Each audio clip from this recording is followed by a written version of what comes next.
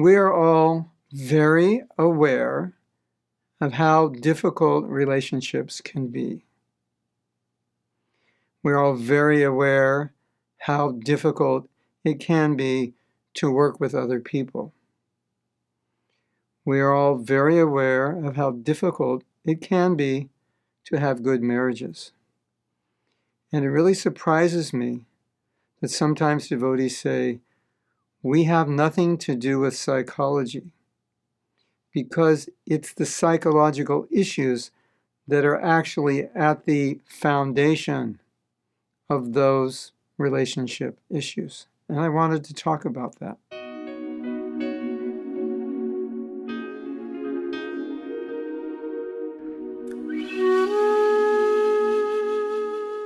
Perhaps you know that in the first 2 years of your life, your subconscious is programmed. So what we become the rest of our life is basically evolving from the patterns that we developed in those first 2 years. It goes on, the programming goes on about 7 years, but the first 2 years create the foundation based on our culture and our experiences in our family, what is normal for us. In some families, kind, loving relationships, balanced living, dependable family members, very regulated, etc., is normal. For some of us, chaos is normal. That's how it was. Dysfunction is normal. Not having the same patterns and routines is normal. So, yeah, it's just basically chaotic. So, don't you think that affects you? Sometimes you have friends, caregivers, parents who are not available, and you need them to be available, and they're not. Don't you think that affects you? You might feel rejected. You might be worried about being abandoned. I don't want to get into the whole class on psychology here, but I'm just trying to make the point that we are products of how we were raised. And this definitely affects our relationships, not just in marriage, but living in the ashram, working in departments in the temple, at our work, everywhere. So a lot of us are acting in certain ways, are having problems. They repeat themselves over and over and over again. If it's repeating over and over again, either good or bad, it's because something's been programmed in there, and we are feeling and believing and seeing things a certain way.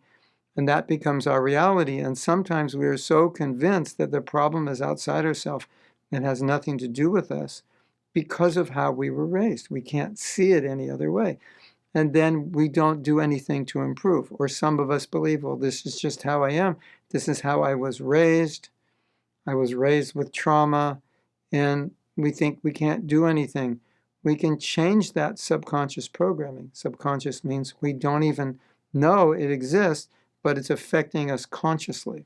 And that's why, as you have experienced, it's sometimes so difficult to change our thought patterns, because the subconscious programming and the beliefs aren't changing, so we're trying to change an effect without changing a cause, and it doesn't work.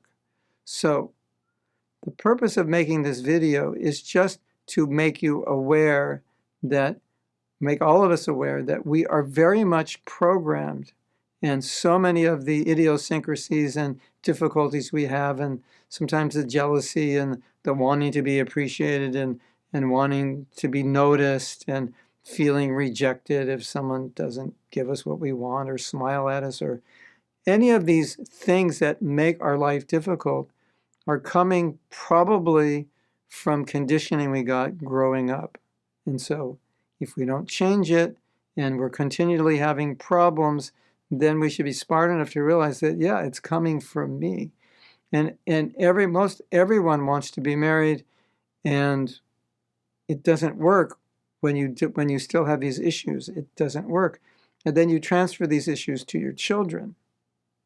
And obviously that doesn't work at all. Then it's like the cyclic succession of problems. So it's so important to heal whatever trauma or dysfunction we have. It's so important to be aware of it. And there's so many of us that are not even aware of it, although it's so obvious because we repeatedly have specific difficulties in relationships, or we repeatedly specifically react in the same way to situations, although the situations may be different, we react in the same way. Obviously, it's issues we're having. We often get triggered. We get upset, and we need to wonder, why did I get so upset by that? Because it wasn't a big deal, but I got upset. And I tend to want to blame it on the person when actually it's not the person, but I want to believe that because then it makes it easy for me. I don't have to see how I contributed to that reaction. I don't have to see why I'm reacting. I don't have to do any work on myself. This kind of work is so important for us to be able to work better together, to have good relationships and raise healthy children, because if we have dysfunction, they're going to have it. If we are not emotionally present to our children, then they're going to suffer and they won't be emotionally present to themselves and others. So I'm going to give one last example because this relates to our self-care course.